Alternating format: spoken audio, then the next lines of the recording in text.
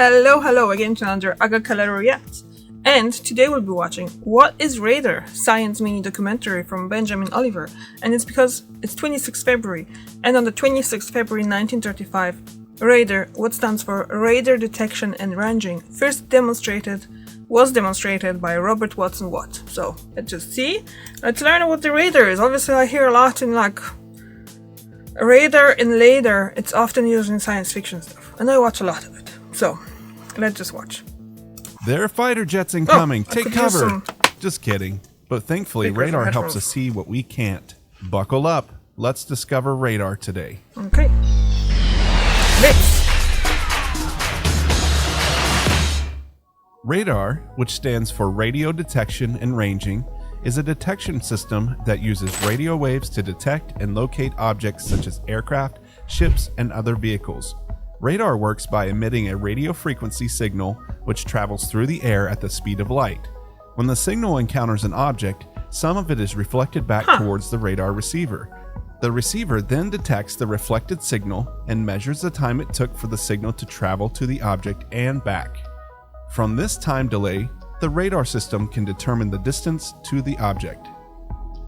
In addition to distance, radar can also determine the direction of an object by using directional antennas or by comparing the signal strength received by multiple antennas.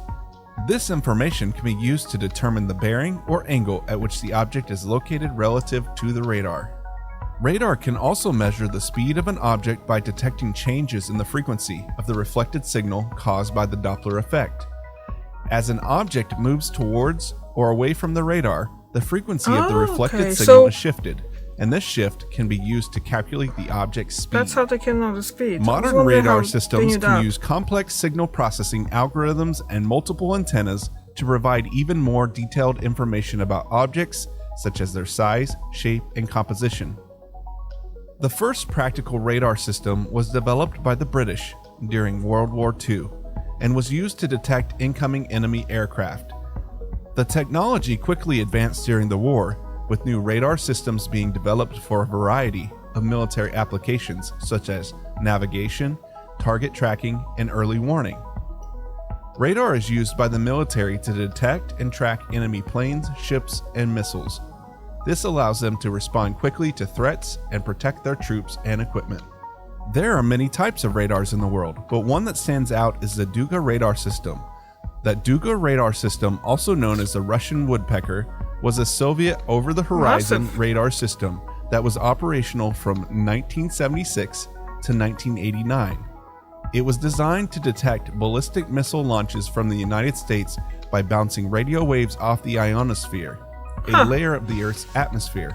As you can see, it is massive. Besides military purposes, here are many other ways that radars are used. Air traffic control. Radar is used by air traffic controllers to monitor the movement of planes in the sky. This helps to prevent collisions and keep planes flying safely. Weather forecasting.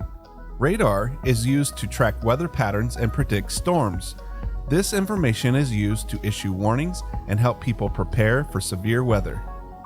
Navigation. Radar is used by ships and planes to navigate in foggy or dark conditions. The radar signal bounces off of objects in the environment and helps the operator to locate their position.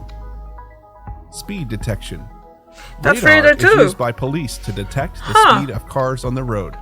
The radar signal bounces off of the car and back to the radar unit, allowing the police to determine how fast the car is going. But what is later? My experience with radar specifically relates to usage in the military.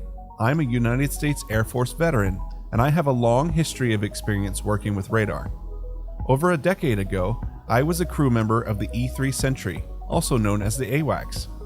The radar on the AWACS, the black and white UFO-looking object on top, is special because it can scan a really wide area hundreds of miles away very quickly. Wow. It can also track lots of different objects at the same time, like hundreds of planes, ships, and even vehicles.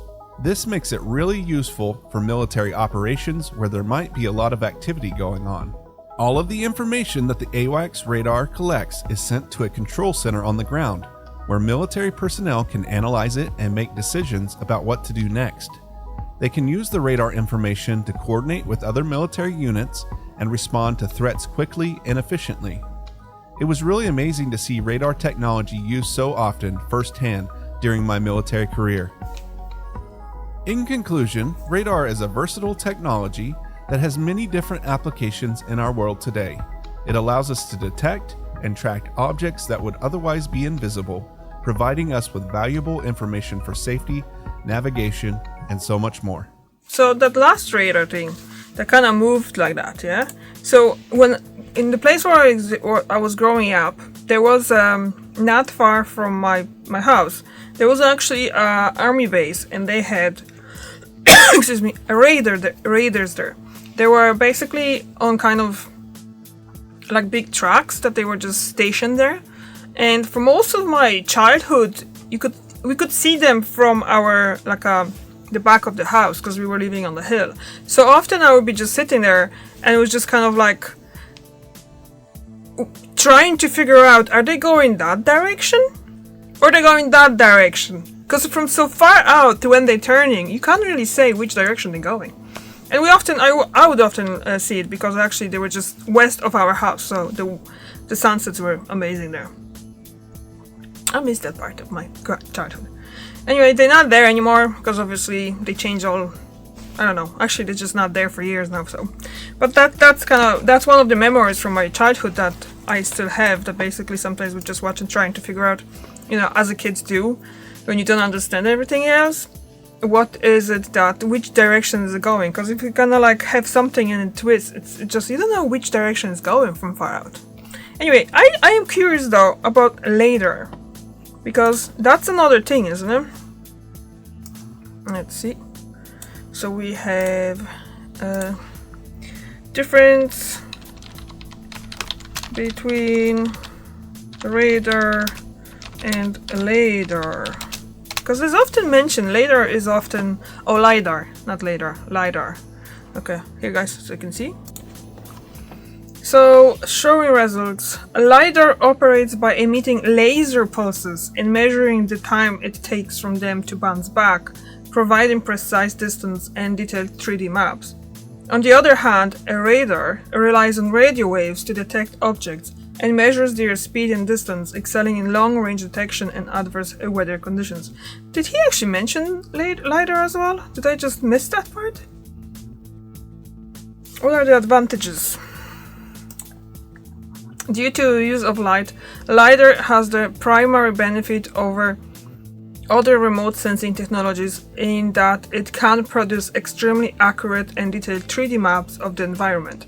Since light has a shorter wavelength than the radio waves employed by radar, it can more accurately identify tiny things. Oh, so maybe that's why LiDAR would be more often used in the science fiction, in the science, because it's a light. Can radio signals radio waves do obviously they do. That's what it's sending the thing, isn't it? Up in the... Okay, well, I'm just getting really confused now. So that was really well done. It's kind of interesting that someone who worked closely with the radars as well on that big plane actually kind of made that video too. That's really cool. I would like to see that plane out. Like, it looks huge. I wonder that was looking... If that picture that he kind of showed there, is that all of the people that are working on that one plane? I wonder. They probably do. The technicians, the pilots. I don't know. Okay. Thank you very much for watching, and see you tomorrow. Bye.